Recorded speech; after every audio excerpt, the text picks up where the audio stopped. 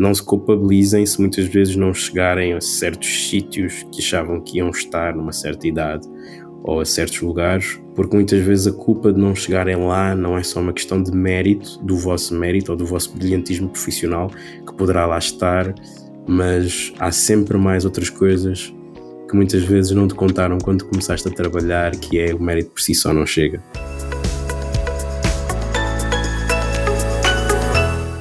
A pensar na diversidade que compõe os locais de trabalho, maioritariamente brancos, surge o Color at Work, um espaço seguro de partilha, fortalecimento e empoderamento da experiência negra no mercado laboral.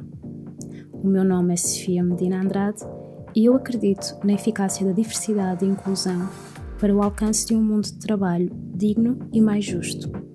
Sejam bem-vindos e bem-vindas. Olá, comunidade! No episódio de hoje estarei à conversa com André Bivetti, jurista que conta com 6 anos de experiência profissional nas áreas do direito público, proteção de dados e segurança da informação. No seu currículo já constam nomes de empresas como a Papersoft Portugal e o Undercom. Consta também a sua atuação no Ministério do Mar, onde exerceu a função de assessor jurídico da Secretária de Estado da Pesca, ao mesmo tempo que exerce a função de tesoureiro e vogal do Espaço Público, Espaço Verde e Higiene Urbana na Junta de Freguesia de São Vicente. Conhecido pelo seu envolvimento na luta antirracista, o André colabora com a Rádio Afrolis. Para quem não conhece, aconselho vivamente. E participa nas iniciativas de vários grupos antirracistas em Portugal, ao mesmo tempo que integra várias esferas da política portuguesa. Filho de mãe angolana e pai congolês, o André nasceu na capital portuguesa e vai partilhar a sua jornada profissional enquanto homem negro em Portugal. Olá, André, e muito bem-vindo. Olá, Sofia. Obrigado pelo convite. Eu é que agradeço o facto de cá estares e a oportunidade de falar contigo, e tenho a confessar que esta é uma conversa que eu já queria ter há algum tempo, por isso obrigada por cá estares. Obrigado mais uma vez. Olha, como nós já tínhamos falado um bocado, isto mesmo a preparar o episódio, eu acho que ambos concordamos com a importância da representatividade a vários níveis daquilo que são a nossa vida, certo? E no que diz respeito à questão profissional, eu acho que ainda mais. E eu acredito também na importância de ouvir profissionais negros a falarem de si, e é por isso que eu queria te pedir para te descreveres em breves palavras enquanto profissional. O que é que nos dizes? Muito bem, olha, eu estive a pensar muito sobre essa questão, porque eu acho que é sempre complicado descrevermos enquanto sequer pessoas, quanto mais profissionais. É uma questão interessante, mas que depois de pensar um bocadinho, eu acho que vai de encontro um bocadinho também com o meu percurso profissional. Eu sou jurista, não é? Ou seja, formei-me em Direito na Faculdade de Direito de Lisboa, mas não fiz o percurso que seria o ortodoxo ou no fundo o mais comum, que é acaba-se o curso e a maioria dos meus colegas foram todos para o estágio da ordem, ou seja, foram para o escritório de advogados e fizeram todas esses passinhos que se costuma fazer quando se acaba direito. Eu fui um bocadinho contra a corrente e fui trabalhar numa junta e mais tarde trabalhei também numa empresa que depois desencadeou trabalhar numa outra empresa, e isto deu-me aqui uma outra oportunidade ou uma outra forma, outra perspectiva de ver o mundo do trabalho.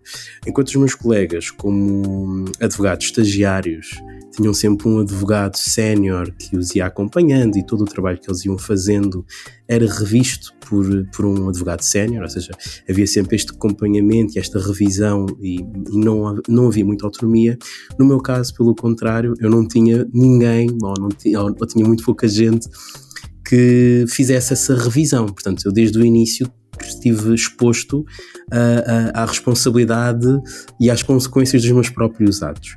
E eu acho que isto também moldou um bocadinho as minhas qualidades e a minha visão como profissional.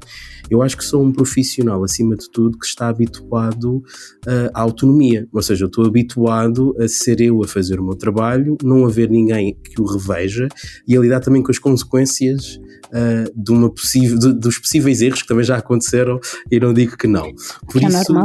Por isso eu descrevi-me como um trabalhador ou como um profissional bastante autónomo na gestão do seu trabalho e sobretudo sem medo de arriscar e sem medo de ter responsabilidades e de tomar decisões, não é? Eu sinto que ainda hoje, há pouco tempo eu também estive num outro trabalho em que havia muito aquela coisinha de se falar ao chefe quando acontecia alguma coisa mal com outros colegas, e eu tinha sempre a tendência de não ir ter com o meu chefe, mas confrontar diretamente o colega e dizer, olha, não gostei disto ou não gostei daquilo, independentemente do colega ser mais sénior ou menos sénior. Então sempre, eu acho que isto também é uma consequência do facto de não ter tido uma experiência pura e dura de direito que nos faz ter assim uma hierarquização muito nítida na primeira fase de trabalho. E isso moldou-me para ser um profissional autónomo, com responsabilidade, que corre riscos e que se sente bem nessa linha. É isso que me estimula enquanto profissional. Eu acho que isso também, não sei, estou aqui a falar, mas acho que isso também pode depois conduzir a novos desafios, não é? Porque esse medo em não arriscar... Sim, sem dúvida. Eu acho que o meu percurso profissional também fala muito por aí, ou seja, numa primeira fase, se calhar até para alguns empregadores pode-se parecer assustador, porque eu todos os anos mudava de trabalho, e é no fundo um bocadinho esta coisa do desafio, de querer arriscar, de querer sempre ir atrás de melhores oportunidades e também estar habituado a correr na minha própria pista, se assim posso dizer, não numa perspectiva liberal, mas numa perspectiva de estar habituado a ter as minhas próprias responsabilidades. Eu acho que isso também me ajudou a encarar a jornada profissional numa perspectiva de, ok, eu estou aqui, mas amanhã, se for preciso, estou noutro sítio e não vou ter esse medo. Claro que tenho outros medos e outras inseguranças, atenção, mas nesse eu acho que até tenho esta capacidade de arriscar e de não ter muito medo de ter responsabilidades. Que é uma coisa que eu vejo, claro, eu posso também falar de outras competências, nós falamos sempre, sou muito simpático e muito leal, e obviamente que também há outras competências como essas, mas eu acho que esta competência, eu sinto que é uma competência que eu tenho que muitos outros meus amigos não têm, por não terem, se calhar, muitas vezes eu acabava também por improvisar, não digo no mal, ou seja, tenho a capacidade, muitas vezes, como eu não tive aquela rotina inicial do estágio em que tu estás nesta área e fazes isto e tens esta minuta, e muitas vezes acabavam por me desafiar a fazer coisas que muitos que estavam lá não eram juristas, portanto também não sabiam e também não podiam aconselhar, e esse desafio fez com que eu tivesse que estudar, tivesse que aprender, e faz-me ter uma capacidade também de improviso e de eu próprio me colocar a estudar e colocar a aperfeiçoar as minhas capacidades, que eu acredito que me diferencia de outros profissionais na minha área também. Pronto, acho que é por isso que eu falei desta qualidade em específico, que eu vejo como qualidade. E a meu ver, pelo menos e eu gosto de ouvir isso, porque por vezes o que eu sinto é que as pessoas têm um certo receio em simplesmente assumir isso, sabes? Por isso eu gosto de ouvir, eu gosto de sentir esse conforto, sabes? E falando em conforto, eu lembro-me muito da primeira vez que falámos, isto já há um tempo atrás. Houve algo, ou seja, em ti que me marcou, que foi o facto de tu te sentires muito confortável a descrever-te como: eu sou português, eu vivo a cultura portuguesa e eu me sinto português.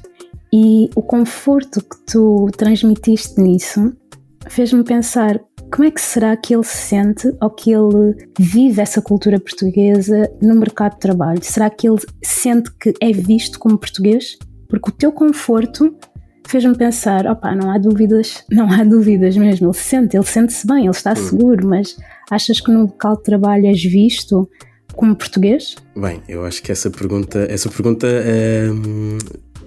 acho que se desenvolve aqui em várias outras pequenas perguntas e demoraria aqui muito tempo para responder a isso da forma que eu gostava, mas apesar de provavelmente poderes sentir que eu me sentia confortável em dizer que era português, isto também para mim foi um processo, e é um processo, né?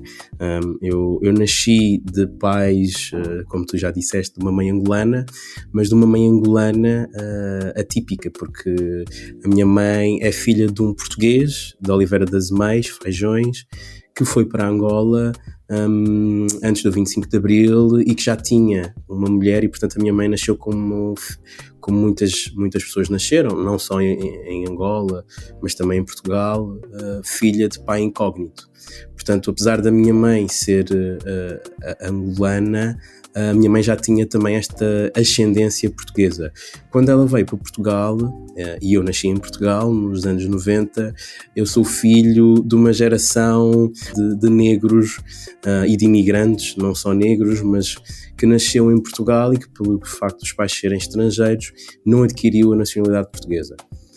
E a primeira coisa que eu senti, até para me defender a mim próprio, era considerar-me angolano.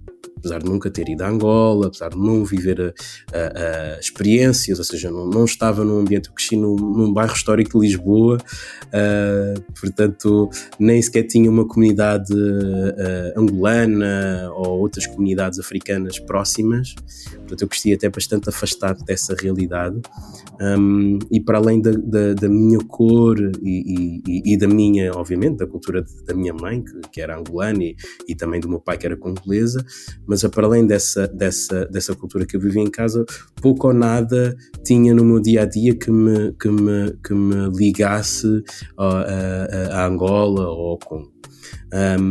Mas a minha primeira defesa foi essa mesmo, foi-me assumir como angolano, porque nos meus documentos vinha que eu era angolano, não é? Como muitos filhos dos anos 90 também tinham, mas com o tempo eu percebi que eu fazia isso com medo, porque muitas vezes diziam-me, vai para a tua terra, e eu para me defender eu próprio dizia, sim, eu sou angolano.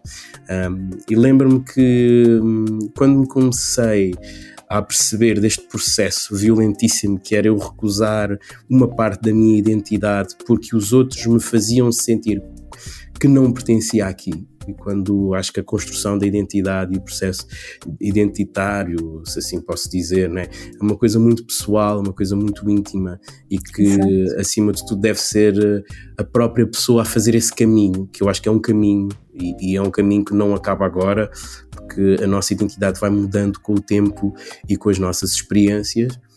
Mas ao longo desse processo e desse caminho que eu fui fazendo, eu me apercebi que eu não poderia deixar que fossem os outros a ditar aquilo que eu sou, aonde é que eu me sinto bem e aquilo que me faz ser ou não ser de um certo país. E principalmente porque eu acho que é importante também ocuparmos o espaço. Eu sou uma pessoa que gosta de fazer política.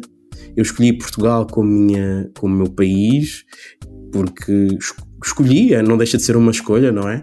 Apesar de ter nascido cá, continuo cá, vivo a cultura portuguesa e, portanto, eu quero ocupar o espaço como cidadão pleno com os meus direitos, os meus deveres e na sua plenitude. E por isso eu ocupo esse espaço dizendo eu sou português e não é ninguém que me vai dizer que eu não sou. E se eu quiser fazer política em Portugal, não vale a pena dizerem-me vai para a tua terra, porque isso não me vai tirar a legitimidade que eu tenho para fazer política cá, que eu tenho para viver cá, que eu tenho para construir a minha vida, a vida de todos aqueles que estão ao meu redor, família, amigos e pessoas que eu amo. Eu não vou deixar com que tudo isto, toda esta minha experiência de vida seja outro a ter que contar a narrativa. E foi esse processo todo, que é um processo diário de desconstrução e de construção que eu vou fazendo e que fiz, que me leva a ter esse statement, que também não deixa de ser um statement político. Eu sou de cá, eu sou português, tão português como outros portugueses. Acho que o Chulás tem uma música lindíssima, Portugal aos Portugueses, que eu recomendo, que ele pega num tema, que pega numa frase bastante controversa, né?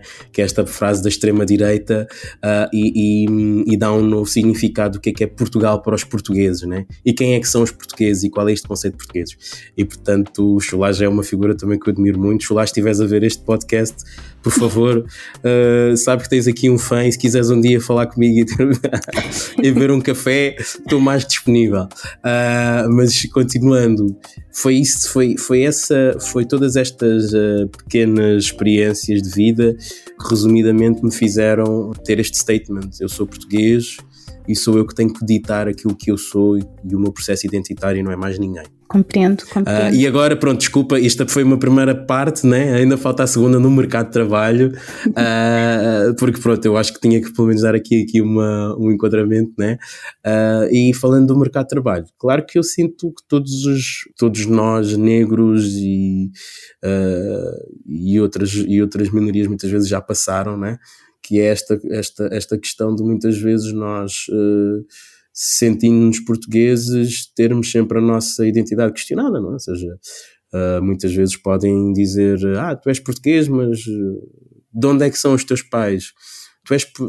Pronto, então, e tu vives onde? Mas tu nasceste cá, ou seja, há sempre gera sempre esta conversa que eu afirmo-me sempre como português, mas sei que no mundo do trabalho há sempre esta coisa, mas tens dupla nacionalidade, mas os teus pais são de onde? E essas perguntas são perguntas que nós encontramos no dia-a-dia, né? Na sociedade portuguesa, e o mundo do trabalho, o mercado laboral, não deixa de ser um mercado feito por portugueses, não é? E, portanto, todas estas experiências sociais também não deixam de ser experiências laborais, não é? Que nós também vamos vivenciar no local de trabalho. E eu também vivenciei, mas lido com elas também, como disse, com naturalidade e ocupando o espaço. E não deixando que sejam os outros a construir a minha história. Eu gosto disso e identifico-me bastante com aquilo que disseste, ou seja, sendo pessoas negras que nasceram em Portugal nos anos 90, é curioso, não é? Porque nós nascemos aqui, nós temos a nossa cédula, basta ir ao hospital e vão ver o nosso registro, não é? É algo que é mesmo óbvio. No entanto, demoramos tanto tempo a termos a nacionalidade, que é algo tão básico, não é? Para quem nasce aqui. Certo. Eu partilho da mesma experiência e sim, em questão de... Tu disseste que era quase como se fosse uma defesa. Para mim era uma revolta. Era uma revolta enorme. Porque, e até agora ainda sinto que tenho alguns entraves quando me perguntam se eu sou portuguesa. Eu acho que não consigo dizer isso claramente. Digo, nasci e cresci cá. Porque é como se houvesse sempre aquele ressentimento de custou-me tanto a ter algo que é meu. Sabes uma coisa que me marcou, e nem deveria estar a dizer isto porque a minha mãe não vai gostar muito. Eu não deveria dizer isto ainda por cima, porque se a minha mãe ouvir, mas espero que ela não vou dizer, vou passar esta parte. Mas a minha mãe dizia uma coisa que me marcou de certa forma, que era, não digas que és português porque as pessoas vão gozar contigo. E é muito isto na inocência de mãe, tentar proteger o filho de não ser ostracizado ou de não sofrer discriminação, porque as pessoas vão usar para eu dizer que sou português. Mas é mais uma dessas questões, né, de nós percebemos que até muitas vezes pessoas próximas de nós, numa tentativa de nos ajudar, acabam nos impedindo de alguma forma de fazermos a nossa própria travessia e o nosso próprio processo de nos identificarmos com o que é que nós somos e de identidade, não é? Mas é que é mesmo isso, e são questões tão importantes como esta construção da nossa identidade, porque são questões que depois, querendo ou não, nós temos de as levar para o mercado de trabalho. Claro, sem dúvida, e que temos que nos sentir confortáveis com elas, não é? Para não se tornar, pelo menos na nossa parte, mais um fator de instabilidade, né? Que nós nos sentimos instáveis de alguma maneira, né? No local de trabalho, diria eu. Ora, aí está, é que é mesmo. E o que, claro, que suscita a minha curiosidade, não é? Como é que tem sido a tua experiência enquanto homem negro no mercado de trabalho? Porque a tua jornada, como tu disseste, é bastante interessante, não é a jornada tradicional. Tu já passaste por vários setores. Isso faz com que tenhas também experiências muito interessantes, mas ao mesmo tempo há sempre aquele fator, tu és um homem negro. E como é que tem sido navegar em todos esses locais, todos eles diferentes, com esta característica, não é? Que é muito nossa, que é sermos pessoas negras. Como é que tem sido a tua experiência? Como eu disse, há sempre esta questão de questionarem, né? Questionarem a minha, no fundo, quem eu sou, né? A minha identidade, mas sobretudo também tem sido uma experiência solitária, porque acredito que no fundo eu acho que não é uma experiência só no mercado de trabalho. A minha experiência enquanto homem negro e como negro, né, começa tendo nascido em Portugal na própria educação, né, no próprio ensino. E é interessante ver como é que eu comecei do primeiro ao quarto ano, apesar de viver num bairro histórico. Nas escolas é quando nós vemos que há sempre alguns negros, né? E é interessante ver como é que no primeiro, quarto, quinto, sexto, sétimo, e a partir daí os negros vão se reduzindo, né? E vão sendo muitas vezes, a Cristina Rodão descreveu isso muito bem, já com algumas estatísticas, principalmente relacionadas com os PALOP, de como muitas vezes os negros são encaminhados para os profissionais. E portanto a solidão de ser um homem, a solidão de ser negro num mundo académico, diria eu, começa muito cedo, não é? Começamos a perceber que a sala vai se tornando cada vez menos diversa, e com o tempo percebemos que somos mesmo o único ou dos únicos, o que cria também uma pressão constante e para muitos não só pressão, mas até um clima de será que este é um espaço que me pertence? E é por isso que eu muitas vezes dou um ênfase aos espaços, ocupar o espaço. Eu acho que é muito importante, e seja o espaço académico, seja depois o espaço laboral, que muitas vezes, e eu tenho navegado, como tu disseste, já em vários espaços, sejam público, privado, e em todos os espaços eu sinto que há esta solidão, né? Porque muitas vezes os espaços em que eu navego são espaços que também muitas vezes de algum poder, diria, né? Em que muitas vezes os únicos negros que eu vejo são as empregadas de limpeza, que não há problema nenhum, mas que no fundo acabo por não ver outros negros nos espaços que tenham a mesma profissão, ou que estejam pares. Os meus pares, os meus colegas, os meus pares eu vejo que elas não deixam de ser meus pares, mas colegas de trabalho negros, não é? E portanto existe essa solidão que eu fui sentindo ao longo, e que tenho sentido, não é? Ao longo do mercado de trabalho. Sinto que existe muito isso, e que começa muito cedo, começa mesmo no mundo académico. Olá, comunidade! O que estão a achar deste episódio? Se pudessem nos dar a vossa opinião, o que diriam? Vocês sabiam que o Color at Work está presente em todas as plataformas de podcast e podem encontrar-nos no TikTok e no Instagram através do Color at Work Podcast. Eu mal posso esperar por ouvir os vossos comentários, por receber o vosso feedback e por assim criar um espaço que seja nosso. Espero por vocês lá. Sim, eu compreendo bem o que dizes e acho que é um sentimento que muitos profissionais negros partilham, não é? Certo. E que acho que de certa forma, inicialmente, se não tivermos estas questões assim muito, muito bem trabalhadas dentro de nós, acaba por ser um choque e faz-nos questionar muita coisa, não é? Até se realmente merecemos lá estar. Claro, não é? Claro. Sim. E depois isso, claro que depois tem certos fatores, acaba por também de certa forma questionar a nossa confiança, não é? Porque eu imagino, aí está, tu gostas de desafios, tu és uma pessoa que quanto maior for o desafio melhor, e tu vais e és confiante, mas estando nestes lugares e sendo o único ou um dos únicos, claro que isto, mas aí está, quando temos estas questões... Sim, eu acho que, desculpa estar a interromper, não há problema. Não, mas por acaso chega a ser um bocado contraditório, não é? Porque ao mesmo tempo que eu sinto que gosto de desafios e que vou atrás dos desafios, ao mesmo tempo muitas vezes, estando em certos espaços, eu próprio tenho essas inseguranças e às vezes tenho até esta coisa da síndrome do impostor, claro, que eu acho que é uma coisa, será que é este mesmo mundo, era mesmo aqui que eu deveria estar, será que eu sou bom o suficiente? Será que eu realmente mereço estar cá? E também eu acredito que muitos desafios que eu vou me lançando a mim próprio é também na busca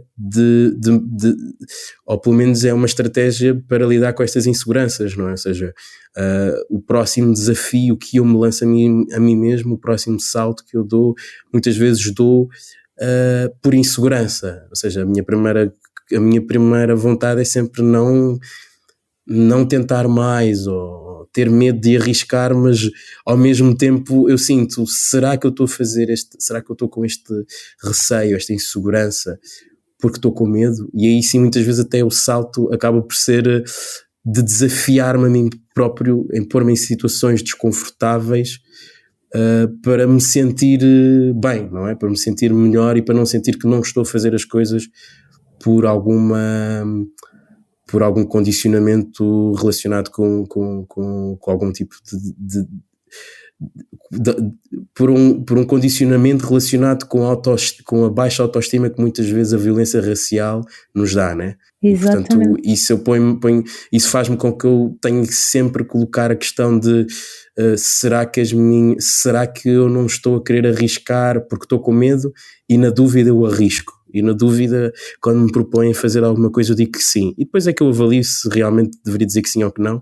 Mas na dúvida eu arrisco, mesmo nessa perspectiva, né? De não ceder às inseguranças que esta síndrome de impostor que vai constantemente na minha cabeça me roendo, dizendo provavelmente não era aqui que tu deverias estar, este não é o teu espaço, me vai dando, né? Tento não ceder a essa insegurança. E é bom, ainda bem que continuas a dizer que sim, não é? Fico contente porque eu acredito que também é isso que tem ajudado ou permitido construir este percurso tão interessante que tens a nível profissional. Por isso, sim, continua. Obrigado, eu vou continuar. E claro, eu vejo-te como uma pessoa que tem aqui um profundo conhecimento da lei portuguesa, e que o facto de também seres ativista, acho que ainda torna esse conhecimento mais interessante, não é? Porque tu és um ativista muito ligado aos direitos humanos. E, claro, este podcast é muito dedicado à temática da diversidade e inclusão. Claro que eu quero ouvir a tua perspectiva, não é? Como é que tu vês esta temática da diversidade e inclusão em Portugal e como é que a vives? Porque eu acho que uma coisa é nós falarmos, e ouve-se muito falar da diversidade e inclusão, até porque é uma temática que está muito na moda agora. No mercado de trabalho, não é? Exatamente, no mercado de trabalho. Mas a minha questão é como é que pessoas vindas de minorias sociais veem e sentem essa temática, porque somos pessoas que eu acho que temos direito, ou temos experiências que nos podem realmente ajudar a ter uma perspectiva que seja baseada da experiência, que parta da experiência. Bem, o que eu vejo é que se nós vendo numa perspectiva da promoção da diversidade e da inclusão, dos empregadores tentarem promover isso, que eu acho que agora é muito uma trend, principalmente lá fora, eu não vejo que haja, pelo menos nos vários sítios que eu fui passando, eu não vejo que haja propriamente uma grande tentativa de haver diversidade e inclusão. Aliás, eu posso até falar do caso dos escritórios de advogados, que não passei, e que passei numa fase muito específica, até por perceber que havia muitos negros a serem contratados para escritórios de advogados, mas eram contratados para fazer parte das equipas de Angola Desk, Moçambique Desk, ou seja, não eram contratados numa perspectiva de fazer um trabalho jurídico igual a todos os seus pares, a todos os seus colegas, mas eram contratados para fazer um trabalho jurídico para Moçambique ou para Angola, muitos deles nascendo em Portugal e sendo afrodescendentes, e obviamente com muitas ligações a esses países. Não eram propriamente pessoas que tivessem estudado em Angola ou que tivessem tido essa experiência, mas que muitas vezes eram contratados para esse intuito. Portanto, isso é uma das experiências que eu acho que existe, de ainda haver muitos profissionais negros a serem contratados com um propósito muito específico de satisfazer necessidades laborais muito concretas, e não tanto uma perspectiva até trend de diversidade e inclusão. Para além desse aspecto, eu vivi outras questões. Eu não acredito que as empresas em Portugal ainda estejam muito sensíveis para essa temática. Acredito que há empresas, e já vi também empresas que estão muito numa perspectiva também de tentar falar um bocadinho mais sobre as questões raciais e do racismo. Eu tive uma empresa que até fez uma campanha de sensibilização sobre a discriminação racial, mas esqueceu-se de distinguir o que é xenofobia, o que é discriminação racial, o que é racismo, no fundo, não é? Então era um bocadinho de tudo, eram imigrantes, eram negros, era o que fosse. Portanto, para além de não haver muitas vezes o conhecimento para se fazer as ditas campanhas e o conhecimento para se fazer as ditas sensibilizações, nem se falou, neste caso em específico, com os próprios negros que faziam parte da empresa, né? E portanto isto mostra também uma falta de, eu diria até de noção, né? Mas não indo tão longe, Mas uma falta até de conhecimento dos temas e de como se deve abordar, e muitas vezes acha-se que vamos fazer um vídeo aqui para falar de umas coisas e vamos meter aqui umas pessoas e ucranianos e metemos uns negros e é tudo racismo, e vamos meter umas mulheres, porque depois de repente a temática do racismo acaba sempre por abalar em várias outras coisas. De repente já estamos a falar dos homossexuais, das mulheres, e portanto, claro que existe toda a interseccionalidade quando se fala dos temas, mas muitas vezes o que eu me apercebo é que no mundo laboral, para além de não haver conhecimento sobre estas questões, é tudo usado numa perspectiva muito trend, e quando não é usado numa perspectiva muito trend, é usado numa perspectiva mercantilista para satisfazer necessidades do mercado africano. Ou seja, há muito pouca coisa do negro ser contratado para fazer trabalho em Portugal, e uma das coisas que eu me sempre recusei foi mesmo isso, porque a tentação, eu formei-me em 2015, ainda Angola estava bem, não é? Ainda tinha assim alguma oferta de trabalho para quem tivesse nacionalidade angolana, e não só, né? Entrar no mercado de trabalho, mas eu recusei-me desde o início a ir para um escritório de advogados com esse objetivo, ou seja, que eu me apercebesse que o objetivo era trabalhar numa Angola Desk e não trabalhar pura e simplesmente em direito. E portanto eu sinto muito que estas questões da diversidade e da inclusão são sempre vistas de uma perspectiva muito concreta em Portugal, com um propósito muito específico, e eu acredito que ainda não há uma verdadeira noção de que é necessário ter medidas concretas para que haja maior representatividade de toda a pluralidade da sociedade portuguesa no mercado de trabalho. Ainda acho que não há essa sequer noção, e essa ideia como uma mais-valia para o mercado de trabalho, não é? Das várias perspectivas e das várias visões que compõem a sociedade portuguesa, é importante que nós tenhamos essas perspectivas todas em todos os lugares de poder, de trabalho, e todas essas perspectivas têm que estar em todo o lado para que realmente consigamos ter uma visão global da nossa sociedade e, sobretudo, aproveitar todas as mais-valias que toda esta diversidade que existe em Portugal pode gerar para o produto interno bruto. Pronto, mas acho que sim, acho que não há essa, do que eu vejo, né, e da minha experiência pessoal, não vou estar a falar da experiência de todos, mas da minha experiência pessoal, é isto que eu sinto. Apesar de, no meu caso em concreto, ter conseguido, obviamente, me retirar, ou não ter que lidar com as questões de ser angolano e ter que trabalhar em questões angolanas. Eu consegui sempre delimitar isso bem, mas foi muito porque eu quis e com muito esforço meu de não cair nessa tentação, porque senão muito provavelmente hoje era mais um advogado que estava numa Angola Desk e estava a fazer qualquer coisa relacionada com isso. É interessante ter esta perspectiva do mundo do direito em si, porque eu não tinha essa noção, porque não é minha área, eu nunca trabalhei nessa área, mas é interessante ver isso, e já senti a mesma coisa que estás a dizer, mas muito ligada à área da comunicação, que foi a área onde trabalhei durante mais tempo. É engraçado que, tanto fora, não sentia isso, mas em Portugal sim, houve sempre, claro, ficas com Angola, não é?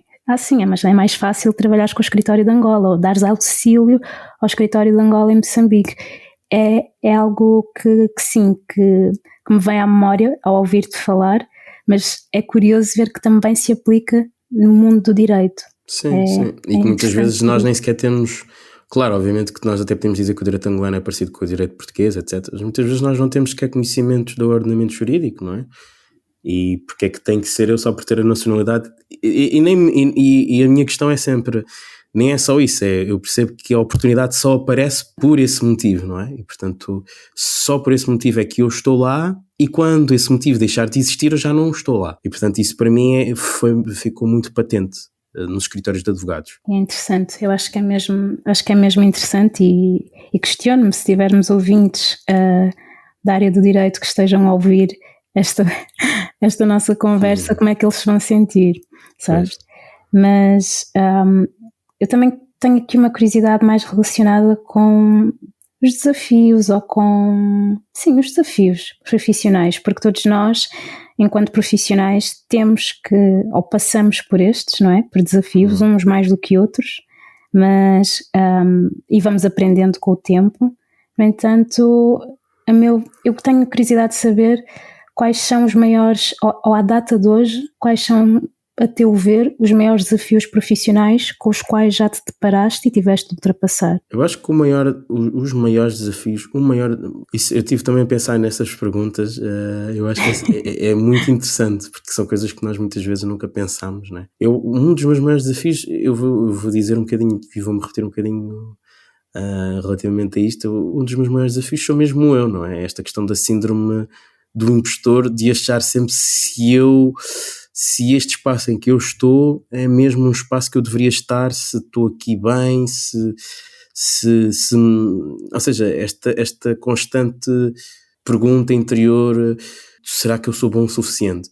E acho que o meu maior desafio é sempre desconstruir este problema de autoconfiança, que advém muitas vezes da própria violência que nós vivemos e do próprio meio em que nós estamos inseridos muitas vezes, e esse é sem dúvida dos maiores desafios que eu tenho. Para além desse, eu posso dizer que tendo 30 anos já passei também por muitas questões não tão relacionadas com a questão racial, ou pelo menos numa primeira perspectiva a abordagem não é tão racial, mas é uma abordagem até de idade. Há muito argumento, porque as pessoas provavelmente nunca vão dizer, obviamente,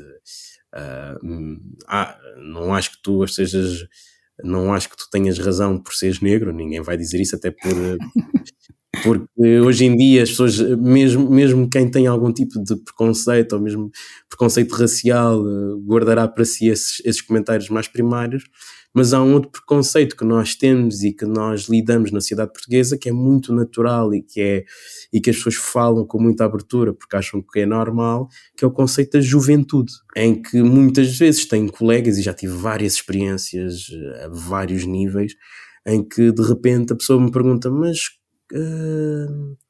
diz-me lá quantos anos é que tens, é porque sabes que eu tenho mais de 30 anos de experiência profissional, e a pessoa sabe que eu tenho 30 anos, ou que eu tenho 29 anos, ou dizem bem, ou tratam de uma forma muito paternalista, falando bem, quando tiveres a minha idade vais perceber que as coisas não são bem assim. E portanto um dos maiores desafios que eu tenho, e não deixa de ser um grande desafio, é este desafio de ter que lutar com este discurso muitas vezes paternalista, um discurso que tenta, muitas vezes não através de argumentos válidos de qualidades profissionais que a pessoa tenha, mas sobretudo um discurso em que a pessoa acha que a idade por si só é um estatuto, não é? Nós temos ainda muito isso em Portugal. E é dos meus grandes desafios é tentar desconstruir isso, lutar contra isso e mostrar que, por mais jovem que eu seja, as experiências profissionais que eu já fui adquirindo ao longo dos tempos muitas vezes dão mais ou mesmo à vontade para falar de assuntos que outros profissionais. Exato. E é uma batalha constante e é um desafio constante interagir com este tipo de personalidades mesmo. E é uma coisa que me acontece muito nos locais de trabalho e mesmo em outras circunstâncias em que eu já tive algum tipo de experiência, seja na junta de freguesia, enquanto vogal, em questões específicas com certos cidadãos, as pessoas dizerem, bem, eu não tenho a tua idade, e portanto há sempre esta desculpa da idade para te tirar a legitimidade. Sim. E isso também é dos grandes problemas e dos grandes desafios que eu me deparei e que me tenho vindo a deparar no mercado de trabalho. E é interessante porque estás aqui, pronto, um dos grandes temas desta conversa é a diversidade e inclusão, e tu estás aqui a trazer mesmo um grande problema que também está relacionado com a diversidade geracional, certo. Que é um grande problema que as empresas enfrentam e que em Portugal não devia de ser novidade, porque é um país que tem uma população muito envelhecida mas ao mesmo tempo esta população não vai continuar nos locais de trabalho para sempre, por questões óbvias, sim. Mas que sim, é um problema que existe, que tem de ser trabalhado, mas que é muito pouco reconhecido. é muito pouco falado, é muito pouco estudado. Sim. E é visto com uma certa naturalidade tu teres um certo tipo de vocabulário mesmo, porque eu acho que muitas vezes dizer a um jovem diz-me lá quanta experiência profissional tens, como se isso fosse alguma prova de valor e de seriedade e de competência no trabalho. E muitas vezes a naturalidade com que se diz isto mostra também o grande problema que está por trás, não é? Sim. Como ainda a sociedade portuguesa tem esta coisa do estatuto como idade, da idade como um estatuto e como uma posição por si só de razão e de qualidade do trabalho. Sim, é que é mesmo. E também a questão, para mim, também é a aceitação à volta de tudo isso. Porque muitas destas conversas acontecem em público, ou seja, com pessoas à volta, e as reações são muito de aceitação. Por isso, eu acho que é interessante trazeres aqui esta questão, e ao mesmo tempo faz-me querer saber que estratégias é que tens utilizado, não é, para ultrapassar estes desafios. Eu não quero dizer dificuldades, mas desafios com os quais tens deparado. Pronto, eu já falei também, vou-me repetir mais um bocadinho, mas relativamente à síndrome do impostor é mesmo esse, é o desafio de a minha primeira reação a qualquer tipo de adversidade, ou a minha primeira reação a qualquer tipo de desafio, mas no outro sentido da palavra, é sempre pensar que se calhar eu não tenho as competências necessárias, ou eu não sou bom o suficiente para uma certa e determinada coisa. E a minha estratégia, ou pelo menos a estratégia que eu tento arranjar, é primeiro dizer que sim, e primeiro atirar-me e só depois pensar, espera lá, eu disse que não, ou eu estava a pensar que não racionalmente, ou foi só mesmo porque tinha medo. E a maior parte das vezes eu concluo que era mesmo a questão do medo, não é? Ou seja, há um medo há uma insegurança de não sentir que sou capaz, porque são espaços que muitas vezes não são ocupados, ou eu não vi outras pessoas como eu a ocuparem, e há sempre a insegurança de, epá, eu se calhar também não estou preparado para, né? Isso acontece também com muitas mulheres e com muitas outras realidades, e com muitas outras pessoas que têm realidades também de alguma forma parecidas, diversas, mas parecidas. Subscrevo. E com a juventude, olha, relativamente a esse, eu acho que é mesmo um corte que eu faço, não vá por aí. E eu tenho muito essa coisa de dizer, olha, não vá por aí, não vá mesmo por aí. Porque se a idade fosse um estatuto, bem, eu lhe diria que a experiência que eu já fui adquirindo em cargos governativos, em cargos públicos, em empresas privadas, em empresas públicas, dão-me muitas vezes muito mais à vontade para falar de muitos assuntos do que provavelmente a experiência que fui adquirindo em 30 anos no mesmo local de trabalho. E então essa mesmo é uma questão que eu ponho mesmo de parte, olha, não vá mesmo por aí. E conhecendo o André, o pouco que eu conheço dele, eu acredito que ele faz sempre isto com uma gentileza muito grande, o que faz com que quem esteja a ouvir só consiga realmente desmistificar aqui a mensagem passado algum tempo, não é? Com assertividade, mas sem agressividade. A gentileza está sempre lá.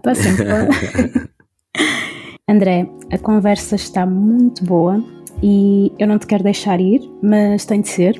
Então, antes de ir, eu queria te perguntar que verdades é que não te contaram acerca do mercado de trabalho? Ou que tu sentes agora que já tens estes anos de experiência, que tu sentes, opá, eu acho que quando estava a começar ninguém me disse isto. Olha, isso também é uma pergunta muito. Estive a pensar muito nessa pergunta e não sei se vou conseguir dar a melhor resposta, mas uma das coisas que eu senti, que eu sinto mais e que me veio também à cabeça, apesar de eu achar um bocado clichê, realmente a meritocracia é uma falácia total. Portanto, nós acharmos que um mérito por si só nos vai levar, e o bom profissional que nós somos nos vai levar a atingir um grande uma grande experiência e vamos ser eventualmente diretores de uma grande empresa, somos bons profissionais. Infelizmente, meus amigos, desculpem estar-vos a matar os vossos sonhos, não queria nada, mas o mérito por si só não dá, né? É uma falácia. E muitas vezes a única coisa que eu acho, e é a dica que eu deixo a todos os profissionais, é não se culpabilizem se muitas vezes não chegarem a certos sítios que achavam que iam estar numa certa idade ou a certos lugares, porque muitas vezes a culpa de não chegarem lá não é só uma questão de mérito, do vosso mérito ou do vosso brilhantismo profissional, que poderá lá estar, mas há sempre mais outras coisas que muitas vezes não te contaram quando começaste a trabalhar, que é o mérito por si só não chega. Ora, aí está. E não podíamos terminar de melhor forma. Da pior forma, não é? A verdade dói, mas ajuda. Mas aí está, depois desta conversa tão boa, eu acho que os nossos ouvintes, aqueles que ainda não te conhecem ou que não te seguem, vão querer entrar em contacto contigo, e a minha questão é como e onde é que eles podem fazer? Bem, olha, eu tenho o meu LinkedIn, portanto quem quiser entrar em contacto mais profissional pode entrar através de André Gorba Bivetti, que é o meu nome no LinkedIn. Quem quiser falar comigo e trocar experiências profissionais ou experiências de todo tipo de experiências de pessoas que queiram voltar a começar a trabalhar ou têm vontades ou ambições políticas, também gostaria sempre de partilhar experiências. Quem tiver essa vontade também, por favor, fale comigo. Pode contactar-me através do meu Instagram, que é Bivetti_.